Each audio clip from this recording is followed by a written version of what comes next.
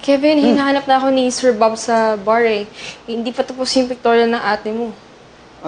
Sige, sagot na kita kay ate. Try ko na lang di sumunod dun sa bar. Sige, salamat Kevin. Ingat. Sasaluhin mo na naman si Inday, Kevin. Masyado mo naman yatang inaabuso ang kapatid ko. Hindi naman po sa ganun, Miss Olga. Sayang din po kasi yung opportunity na binigay sa akin ni Ma'am Plutzi na kumanta sa bar. Hanggang ngayon ba naman? Nangangarap ka pa rin maging singer? I'm telling you, wala kang mapapala. Boses pala ka. Ate, sumusunod lang si Darling sa footsteps mo. Ate, idol ka niya kasi.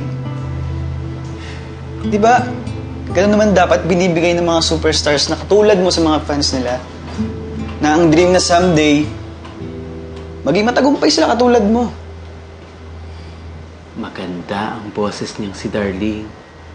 Kaya bago mong naman siya maging kariban, alilain mo na lang para mapigilan mo ang kanyang pag-angat. Okay. You can dream all you like. Pero, tapusin mo muna ang trabaho mo. Unless gusto mong sisantihin kita.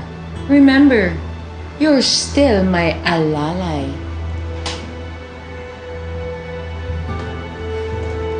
Birdie, pakicheck kung ready na yung set.